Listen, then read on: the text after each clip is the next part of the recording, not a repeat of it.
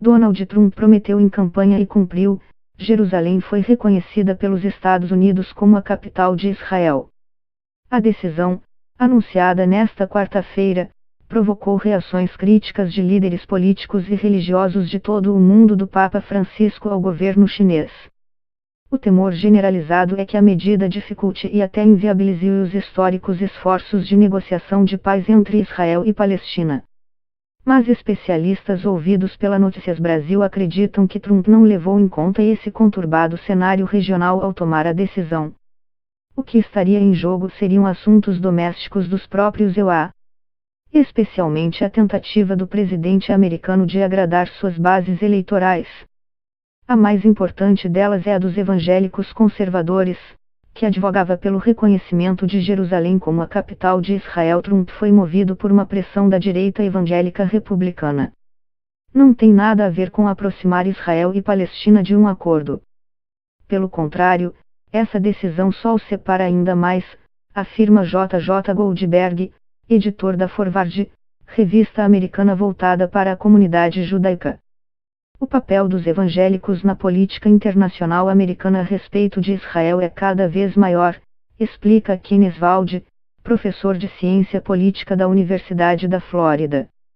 O grupo teria começado a ter relevância política nos anos 1980, e hoje já representaria uma das maiores e mais leais bases do Partido Republicano. Qualquer presidente quer manter sua base contente. Mas precisa estar atento às consequências.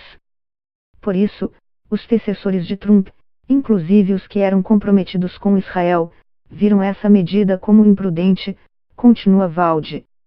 A influência dos evangélicos na decisão de Trump teria sido maior até que a dos judeus americanos. Primeiro, porque Trump não tem uma boa interlocução com a comunidade judaica nos Estados Unidos. Segundo, porque os judeus representam um grupo muito menor na sociedade americana que os evangélicos. E terceiro, porque apenas os judeus ortodoxos estariam interessados na solução adotada por Trump. Os judeus mais ao centro e à esquerda prefeririam uma solução negociada. A decisão de Trump também não tem a ver com a comunidade judaica, que é majoritariamente liberal, diz Goldberg. Já Michael Barnett, professor de assuntos internacionais da Universidade George Washington, discorda que os evangélicos tenham sido tão relevantes na decisão de Trump. Para ele, é difícil encontrar uma explicação razoável. Não faz sentido fazer isso. Parece ser uma política dirigida por impulso. Trump decide ignorar as recomendações e fazer o que tem na cabeça. Não há uma estratégia internacional. Contribui para essa visão o fato de que o reconhecimento de Jerusalém como capital de Israel, e a futura transferência da embaixada dos EUA, foram apresentados como medidas isoladas. Parecem não fazer parte de uma estratégia política mais ampla. Se por um lado o anúncio do presidente foi uma surpresa para o mundo, por outro não distou de outras das suas polêmicas posturas internacionais, como a saída dos EUA do Acordo de Paris sobre mudanças climáticas, o rompimento da parceria Transpacífico e até as ameaças públicas a Kim Jong-un, da Coreia do Norte. Trump mostra nenhum interesse em considerar qualquer tipo de opinião mundial, avalia Goldberg. Nos Estados Unidos, as razões para o apoio dos evangélicos ao reconhecimento de Jerusalém como capital são principalmente religiosas.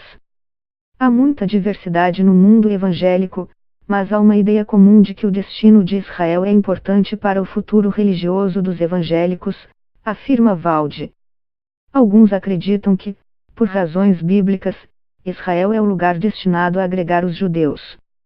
Outros creem que o Messias pode retornar para Jerusalém, vista como a terra sagrada e, para isso, é importante que ela esteja nas mãos de Israel, e não dos muçulmanos. Assim, há uma espécie de ponte entre a história de Israel bíblico e a do Estado moderno de Israel. Mas nem todos os evangélicos americanos compartilham dessa visão. Muitos evangélicos, como eu, não gostam do romance recente entre a igreja e a política republicana, e se preocupam com a mudança da embaixada americana. Para nós, a construção da paz e a busca de justiça são grandes virtudes, escreveu o professor de estudos bíblicos Gary M. Burge, Em artigo para a revista The Atlantic, o representante dos palestinos no Reino Unido, Manuel Assassian, disse a Notícias que a medida será o beijo da morte nas negociações de paz baseadas no reconhecimento de dois estados. Ele está declarando guerra no Oriente Médio contra 1,5 bilhão de muçulmanos e centenas de milhões de cristãos que não irão aceitar que os santuários sagrados estejam totalmente sob a hegemonia de Israel, disse Assassian. Acadêmicos também estão em alerta.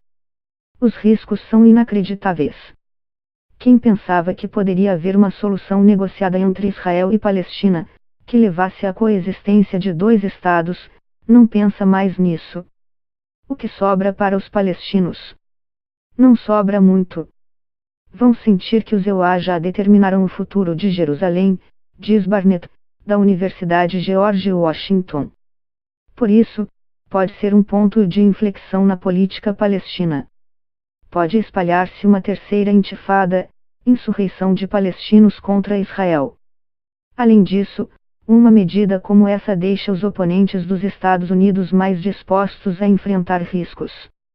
Essa é a ferramenta de recrutamento de militantes que a Al-Qaeda, o autodenominado Estado Islâmico e a Hezbollah adorariam usar, completa Barnett.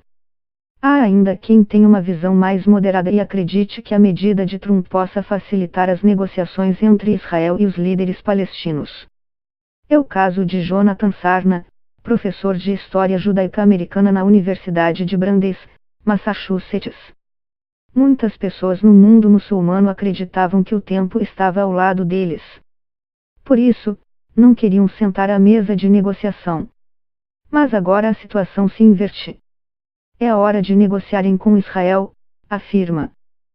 Sarna não acredita no surgimento de um conflito, porque, na sua visão, Israel tem forças capazes de conter a violência árabe.